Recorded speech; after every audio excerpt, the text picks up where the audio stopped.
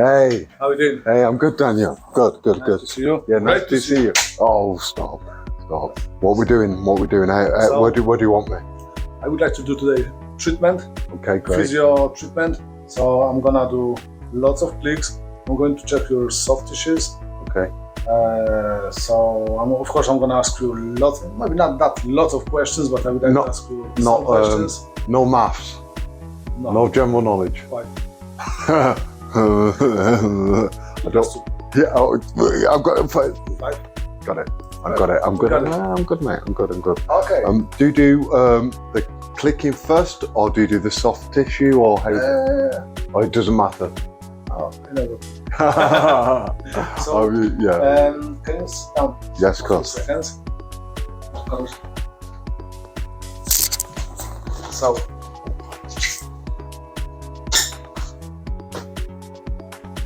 It's straight. It's good. Yeah, my mum always said. So I'm always quite conscious. So today I'm with James Thompson, the great MMA fighter. That's a pleasure to meet you, my friend.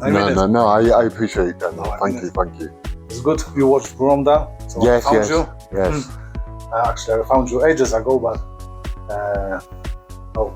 as I said, we're going to do some treatment. Yes. I do some soft tissues work. Do you have any issues? When I've started training, and I've started training more, and what I've found is, as I'm getting more tired, I'm getting a bit of in the past when I've been training and start the wear and tear, I get kind of a trapped nerve. It feels like that, and I apply a lot of pressure in the. Other than that, I'm not too bad, but it's like a recurring issue. But what's the symptoms you got with that trapped nerve? I can't turn your neck. I turn my neck too much, and I feel quite it affects my my hands and my grip a little bit too. Okay, but you mean weaker? Yes, I feel weaker. Okay, I feel weaker. But did they get weaker through the time, or how would you say? Do they get weaker, let's say, daily, weekly, monthly? No, they're quite constant. Okay. When the pain is there, that's why it feels connected. So how would you say? When did it start? So now I feel fine. Okay. I feel no problems. I started training. I did a couple of training and sparring, and then after the sparring, I think I slept a little bit funny. Okay. As well, and then I was like, little things I was doing, it would kind of start occurring, and I started noticing it. So when was behind the camera, you said you've had some some treatments done in US. Yes. When you went to US, and you've had some other treatments in here. In Bristol. Yeah. Or somewhere else? Well, it's been a long time. It's been about 4 or 5 years. That's quite a lot. Yes, it is quite a lot. Far, sorry. Yeah. Okay. I've had massages, but no clicking or anything too advanced. Okay, so yeah, I'll check it. I'll do this as much as I can, as much as you let me. Okay, so let's see something. Okay, so when you sit straight, which is so good because you sit straight. Okay. So can you look to the left? Any issue? Anything? Nothing at all. When you go to the right? Anything? No. Okay. And you go upward as much as you can. It's quite good. Okay, drop it. Chin to your sternum. Perfect. Good. So, when did you start your career? And what did you start your MMA? What did you do? Because I know you did rugby. How did you get to rugby? How did you get to bouncing? I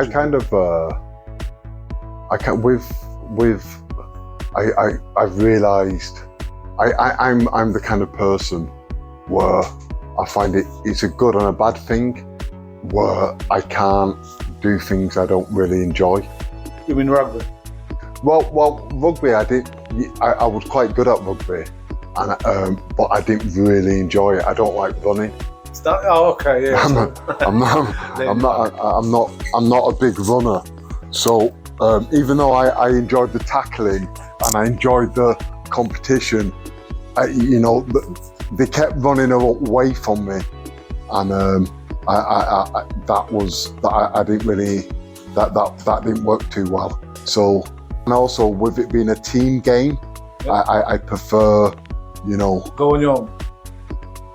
Yes. Sorry, I thought you wanted. Yeah, I prefer it to be kind of live or die on what I do. So yeah.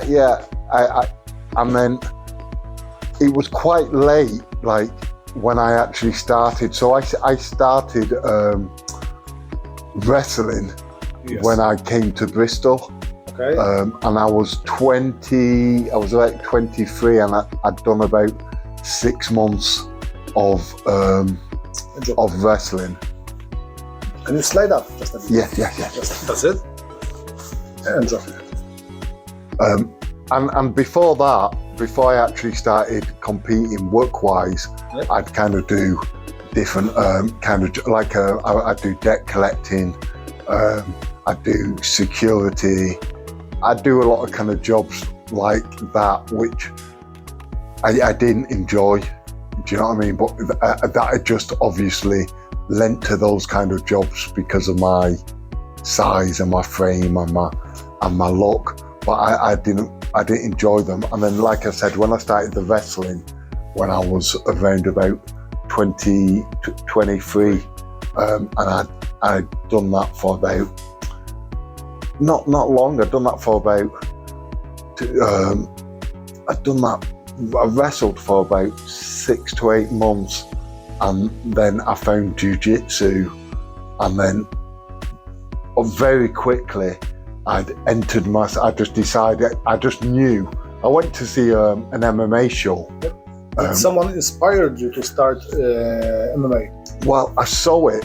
Is it the guy you've won with? Yeah. Well, I remember watching tapes when I was in Manchester, and I remember watching Dan Severn against Don Fry. Yes, I believe it was. And when I saw MMA, I was like, yeah, that's for you. That I just thought, well, yeah, I got it. And then I moved to Bristol. Like I said, I'd done these other kind of jobs what I didn't really enjoy, and it wasn't really me.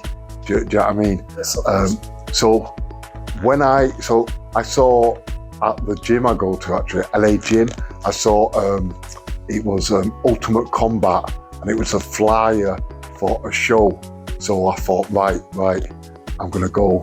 I'm gonna watch the show. So I went with a girlfriend I was with at the time, and we were watching the show, and I had an epiphany.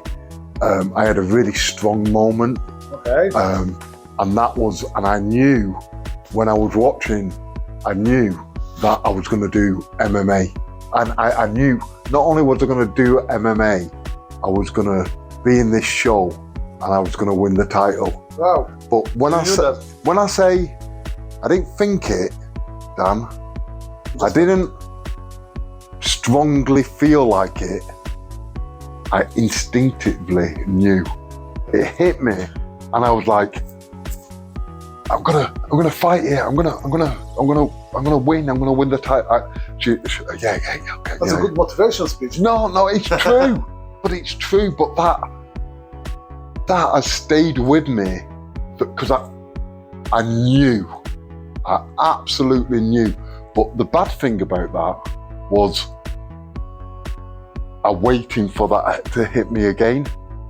Okay. In different things, when maybe I don't know what to do, or when my career's not gone as well, I'm thinking, I'm just waiting for the lightning bolt to hit me again.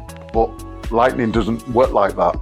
But for whatever reason, it hit me then, and I think that's what you got to be thankful for, that it hit me then and got me to do what I was doing. I only had it one other time, that feeling of knowing, and that was with a girl I went out with in Manchester, and I just knew I was going to go out with, but it wasn't as strong as that that one, and that's really impacted me massively. That really stayed with me because I do go with my instincts a lot, and that was a very pivotal moment for me. And the best bit, I did fight in that show. I carried on fighting throughout the show, and then the last fight I fought, Dan Severn, won the title on the show, and that was the last ever show they did. Wow. And then, it gets better. And then they announced that I was going to Pride, and I didn't even know that. I didn't even. So that knowing was was true. Do you know what I mean? Then we have to follow our Yeah. You know, your gut feeling, your intuition. Yes. Yeah, I felt it so strongly. I didn't really have a choice. Yeah, you have to. that was how impactful that was for me. Can you, James, lay for a few seconds on your stomach? Yes. And I would like to ask you, of course, we're gonna go back to all that Gromda stuff on the KSW. Oh yes. But I would like to ask about how did you get to fight with Aleskander? That was, really. Yes. Well, I'd been doing. So by the time I got the chance to fight in Pride, I'd been training. I hadn't been training though. Like I said, I'd been doing about 6 months 6 months to about 8 months of training, and then I was just I started winning very quickly. I mean, these weren't obviously I just started, so these weren't the best competitors because they'd just started. But what I realised, because at the time, as a kid, I always liked WWE, the WWF. Oh, I loved it. And I really liked the Ultimate Warrior, the energy and everything like that. So when I started MMA and I was gonna fight, because what I also realised from doing the door and having a lot of different physical fights and altercations, I started to understand about adrenaline, and when you get that adrenaline drop when you come to fight, and what are you gonna do with that adrenaline? So the whole. Well, yes, yeah. I wanted to use it. See, because when you go to fight, obviously you're very nervous, you're scared, you've got all these different emotions. So I wanted to channel that because I didn't really know, because I hadn't been actually fighting for very long. So I wanted to use what I had and channel that aggression and that adrenaline and kind of ride it, if you will, and make it a show. So I came in, like my head going, I was like, I wanted to make it like, almost like a WWE. Yeah. And it's a bit of a caricature, but I also felt that. I wasn't pretending because my adrenaline was going. I was just harnessing it in a way which I thought was more effective. And also, because I didn't know that much, I thought to myself, I'm just gonna literally run at them. I started just not moving, and my first fight I didn't move at all, and I just I was really staring at him and boring holes in him, the guy trying to intimidate him, and then after my second fight I thought, right, I'm gonna bang my hands together, do like a little bit of a trademark. So that's how I started banging my hands together and then pointing and making a kind of character of it, and channeling all this aggression and emotion. And that's why even though I didn't know very much, I got the chance to fight in Pride. So after fighting her, I was fighting just over, not even a year. I think it, at tops, just over a year, maybe just under a year. and I found myself in the best MMA promotion in the world, which was Pride, and I was very lucky to be there. So what? Let me start doing something, okay? So can you put your forehead on your hands, okay? For a few seconds. Yeah. Start pulling your limbs, okay? So right leg, left one, okay? Okay, great. Then we will get back to the questions.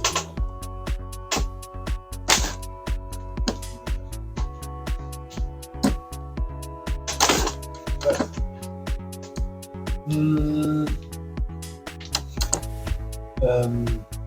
that's the question. I think, did you say so? I think you asked me about Pride and Alexander.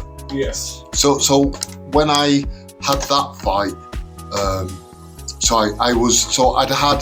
I'd fought a few times, and I'd at the kind of local show, like what when I was saying about, and I had a lot of confidence because even though I didn't know anything, or I was learning as I went, I was learning on the job, but I had a real good mental attitude, and I was really kind of confident with it because what I said at the start, from watching the show, from starting fighting, I knew I was gonna be at that show. I knew I was gonna win the title, and that all happened, and it just fell so perfectly. It fell so perfectly together, and then I was going, at the end of that show, I was going to Pride, and so that show ended when I won the title. I fought Dan Severn. I beat Dan Severn in a 5-round fight. It went to a decision. It was a bit boring actually, but I won. And then they announced that I was going to Pride, and that's when I would be faced with Alexander. Now, I'd only been fighting for around about a year at that time, so I was so far over my head, and that's kind of like the interesting point, because at that point I had a lot of confidence, and but then I also knew I didn't know that much. So I was there with Alexander, and I was really I was feeling all the adrenaline. I was really nervous. That day he was so experienced. Well, he was like top 10 in the world type thing. He was like, his brother was the best in the world. Yeah. So I was really over my head with it. And also my brother was really ill. He had leukemia. That went in here. Well, it did, and I kind of fought to use that. I was like that, just like all the aggression, just like all the adrenaline. I just kind of like said to myself, right, I really got to do everything here, and I kind of made it. If I can do it, my brother can get well. I like making these little mental things to kind of get the best out of myself, and so I went to Pride. I've been fighting in front of like 2,000 people, which are quite a few people when you haven't been doing it for very long. But all of a sudden I was in Japan, and it's like at least 25, 30 people, like minimum. And then I remember looking back, I remember they were showing us round backstage, and the Japanese are so organised, and they have everyone in like all the same tracksuit. I don't know if you ever watched the Fraggles, but not much. Was that legs straight over that? Yes. Is that okay? Okay. Yeah. So with the Fraggles, they have the Fraggles, and they have all these little workers. Okay.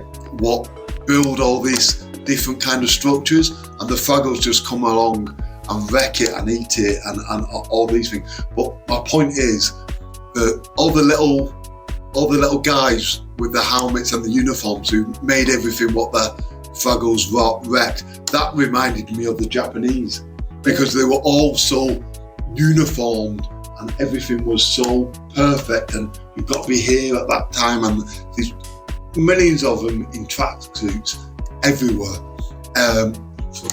Yeah, and then you've got, and then I was coming out of a samurai helmet with, you know, all the fireworks and everything.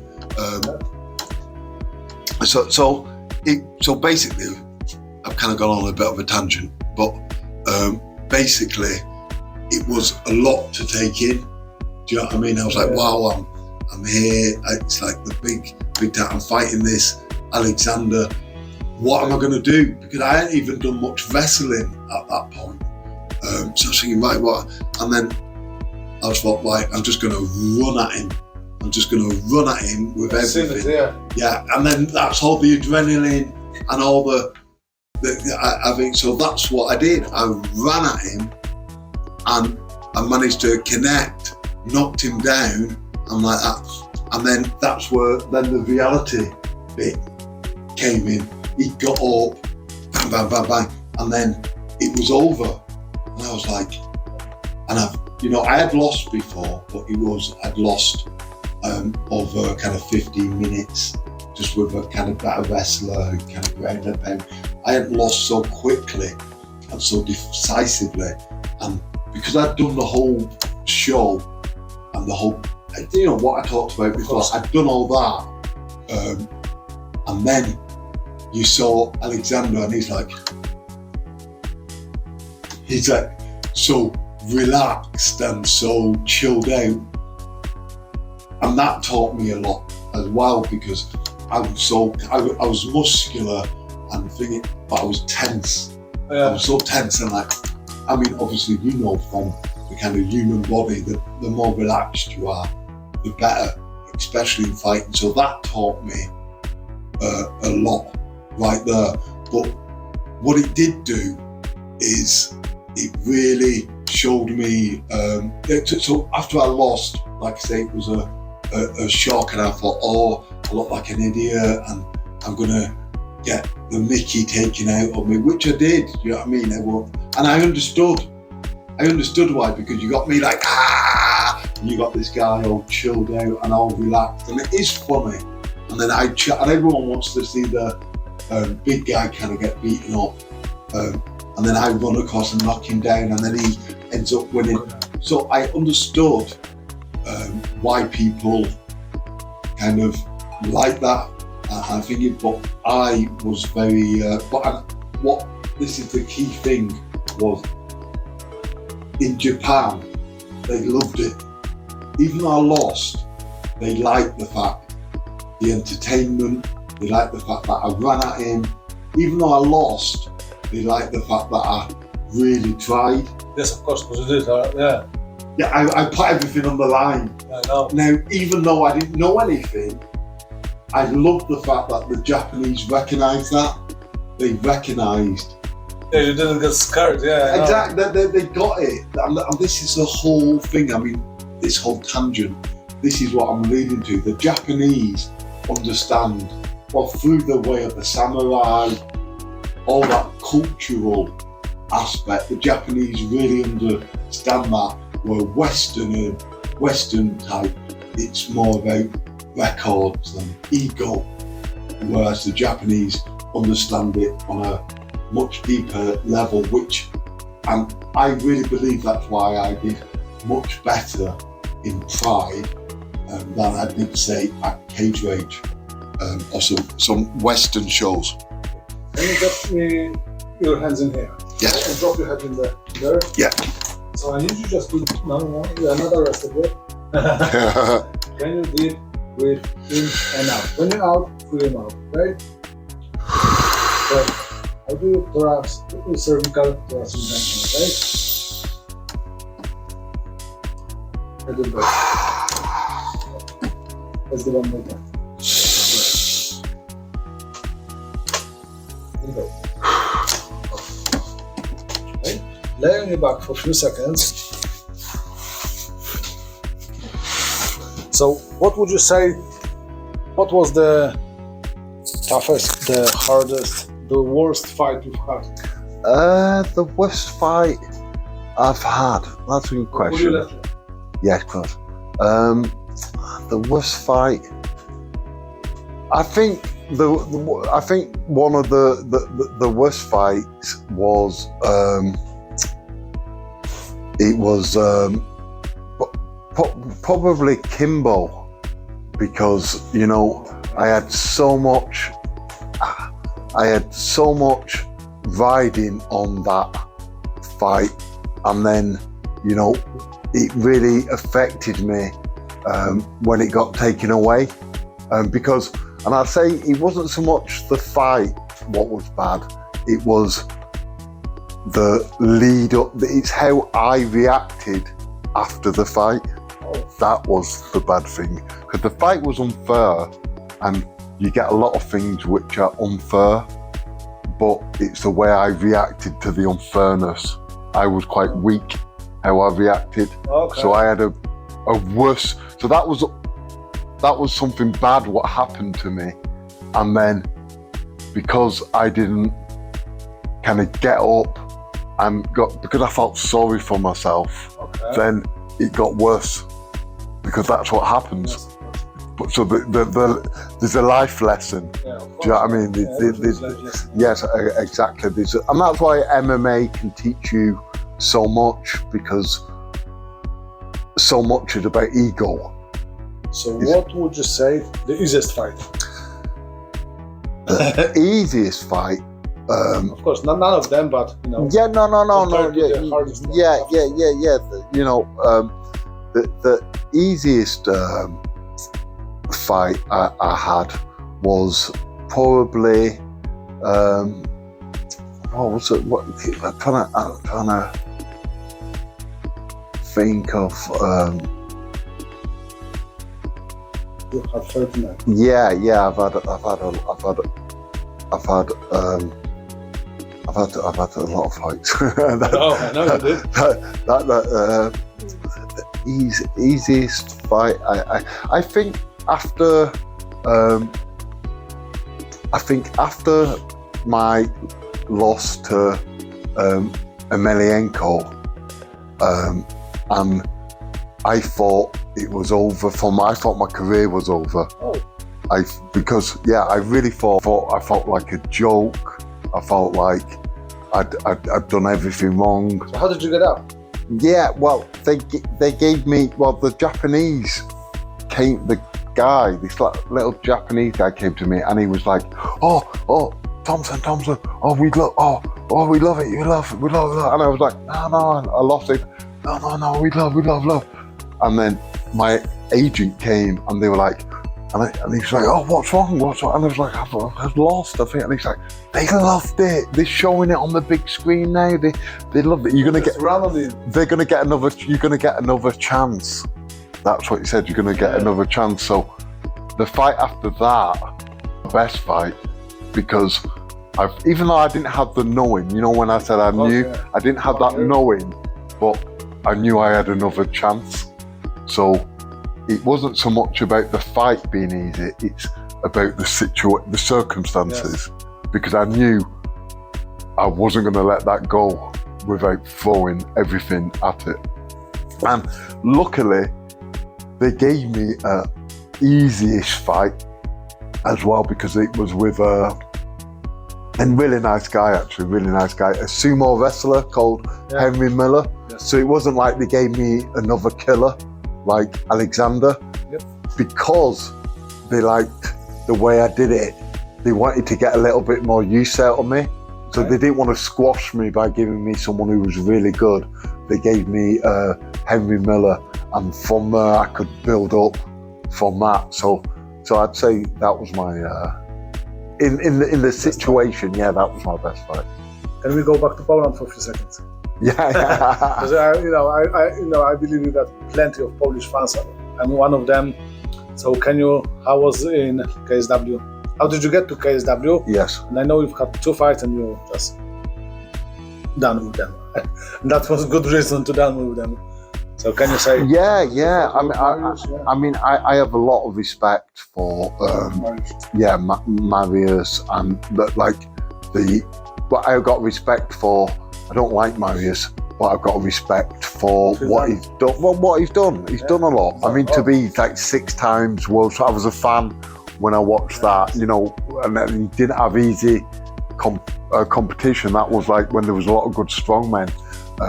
So I really respected him for that, and I respected the crossover of him making a move to MMA. And what I also liked is KSW. I liked the federation. I liked the whole promotion, and they did it very Japanese-like. Yeah, so professional. Professional, but it wasn't kind of like. In cage rage, they had some good fights, but it was all kind of like hooligan type. Do you know that underlying currency of it was a bit like, that's how I saw it. Whereas KSW had that Japanese, where it was more about the fighting, and it was more. So I really liked KSW for that, and having a chance to fight Mariusz. Now, I was brought in to lose to Mariusz because he's the guy, he's the star. And that's what's happened quite a few times with Kimbo and a few times in my career where I've had losses, so I'm the guy to build the other guy up. And I like that because I know it done all, because I can turn this. You're the guy. Yeah, I'm not that guy. I'm not that guy. I think to myself, I've got another chance here, and they made a mistake. And that's what I saw with Mariusz. And that was an interesting fight with Mariusz because... Is he really that strong?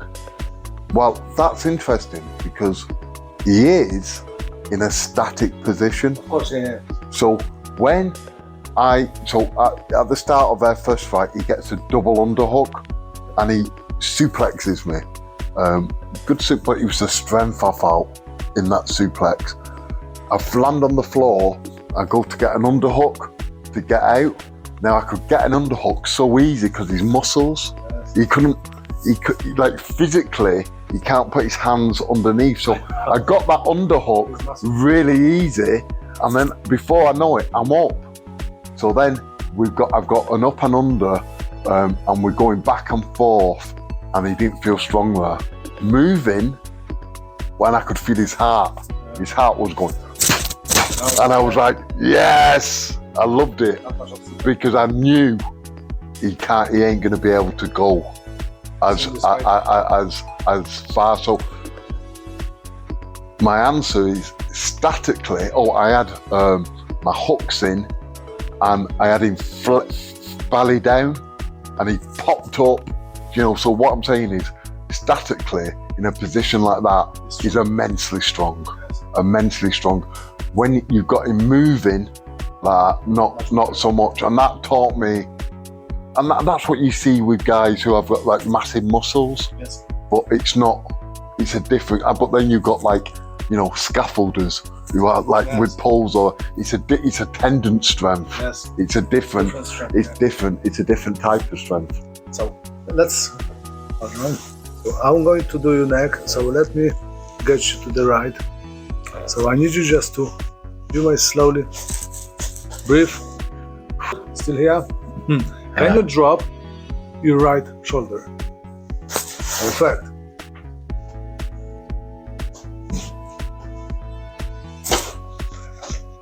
You'll be taller. That's excellent. Can you slowly sit down, drop your legs in here, and you may feel just a bit dizzy. That's normal, okay? You don't have to button.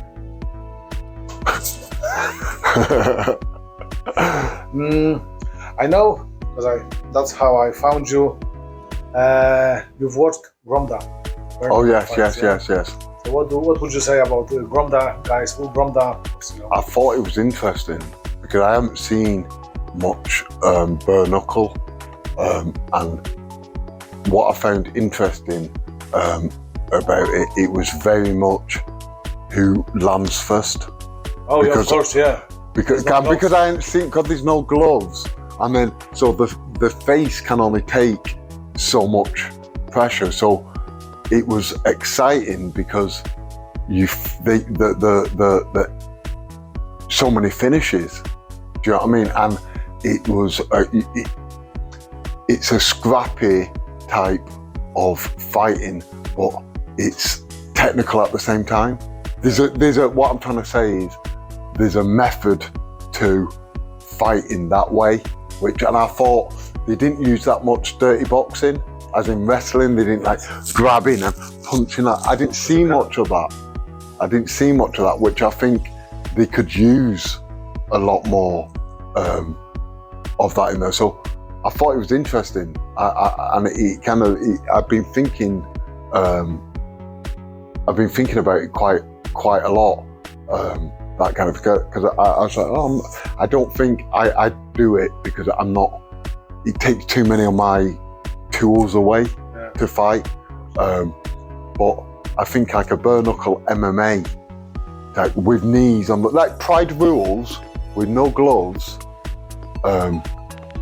That's what I think is like the ultimate type of fighting. So I'd like to do something like that if you can fix me. Okay. if you can fix me so I can get broken again. James, can you stand up? So? Yes. Back to me. I need a ladder. No, that's fine. Okay. Can you put your hands in here? Back of your head, cross your fingers, yes. Lower. I'll hold you that way. Yeah. And can you breathe in? When you're out, squeeze your elbows together. Perfect. Let's do this together. Elbows together. Perfect. Yeah. Sorry, right, I got you. Can you? I'm going to do one more session, okay? Can you sit with your legs spread on the horse in here? Can you face the window, please? And slide back. A bit more. Perfect. Straight you back. Can you squeeze the table? Put your hands like that. I'll twist you to the right. And can you go? Okay. But you have to breathe. Okay? Right. Let's go. Let's go to the right. Sorry, let's go to the left. Yeah. So I'm breathing out. Yes, you have. Sorry. That maybe that's why I do. Yeah. Okay. I'll just breathe in normal. Yes, please.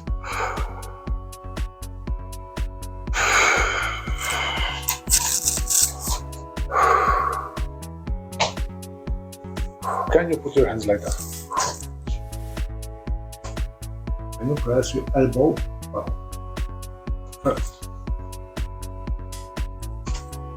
Perfect. Okay. Sit down, please. Just. James. Yes, mate. Anything anymore would you like to say? Any fans, because you got plenty of them. Well, yeah. I mean, I do. Still training? Yeah. Well, I've just started back. There's I've been training a few people, which I've enjoyed. I don't have my own gym, so I really want my own gym. But so I'm training at like in different friends' places I know, and then training a few people here and there. But it has got me. The more you're around the sport, the more I remember how much I love the sport. Yeah. And then through different things, and like what I was saying before about ego and losses, and then not treating the sport right, and then all these kind of things, it kind of weighs on you. And I forgot that I loved MMA because of life, because of my insecurities and my mistakes. And now I'm doing more MMA and thingy. I'm like, it's not MMA, it's me. Do you know, MMA's not changed. Yes, of course. MMA's the same. Yes. Do you know what I mean? And I still love MMA. It's all the baggage, what comes with it. But that's why it's so crazy, because all the emotional baggage, what you get through life, you can use that with MMA. So I got it completely twisted. Do you know what I mean? But I kind of realized I'm through training other people, and you know, training my son, who's got a lot of qualities like me, good and bad. Of course, yeah. Do you know what I mean? It's strange to, and I never had anyone to train me and bring, like we talked about. I was kind of right in at the deep end, learning to swim as I go, and everything I've learned through those experiences now, I realise, you know, I've got, you know, for other people and my son, who's actually very much like me, and I can see like real good stuff with him. So whether he's a fighter or not is not the point. It's, you know, it's important that he knows how to protect himself, and that brings a different type of confidence. And there's, like we talked about, there's a lot of life lessons. Yes. All sports, yeah. With all sports, but I think MMA's even more so, because it's about putting your impact on the fight. If I'm going to have a fight, if I can get it to go the way I want it to go, I've got more of a chance of winning. Now, if you take that thinking and put that towards life, with the different challenges and things, it's the same, but it's different. And like you say, it's easier to hit challenges. Yeah, because because you feel so nervous before a fight, you feel so sick before a fight, you feel all these different emotions, and then you do it, then you win, then everyone's cheering for you, and then you're there, and you're like, wow, you know, that's something special, which can mean so much or so little to you, depending on how you take it. So, you know, I've done a lot of thinking over the time, and so now where I am now, I think physically I feel pretty good. I really feel good, but with me it's a little bit mental, and it's sometimes thinking too much. Like, I don't know if you noticed, but I can talk a lot. That's fine, do you know what I mean? But sometimes when you are like that, you can get in your thoughts. yeah, you know, which is great, but at the same time, you can be too much in your own head. Yes, of course, and you need to kind of get out and just, like, literally just do it. Do you know what I mean? So all of that is a balance. And all of these things what I'm talking about are all lessons which, you know, you can teach people through sport. Yes, of course, yeah. You know, and I think from making so many mistakes, I can really help other people in a lot of different ways. And it's not about everyone becoming an MMA champion. Of course, yeah. It's about challenging yourself, because it's hard to go to an MMA gym when you've never been there before, and you don't know anyone, and you don't know what you're doing, and then someone's going to start, you know, it's hard to do that. But when you do it, or if you do it, you meet people, and you find, and it gets easier, and it's, so what I'm saying is, you know, just do it. And if I need to put myself in a position where I can help people do that, I think that's what I'm going to do. Okay. Do you know what I mean? That's what I kind of figured out anyway. James, I would like to, before we finish, say, no, I mean it, because I've watched pretty lots of your fights on the screen, and that's the pleasure, you know, to sit next to you, you know, to see you physically. Oh, that's nice, thank you. Of course, so I would like to say thank you today, seeing me. I've just finished my session with Dan. He's a physio which incorporates a lot of different aspects. I feel great. I feel $1 million, you know. And I was talking to him before, and because I'd got out of the habit of doing some of these different therapies, and it's really reminded me, you know, check his links check everything there, go see him. I can guarantee you won't regret it. He's sorted me out, my kids out, my limp dog out. Dan, he's done the works, and I just want to thank you, mate. I really appreciate it, and I'm really pleased to have met you, and I can't wait for the next session. Pleasure to meet you. Thank you, my friend. Thank you.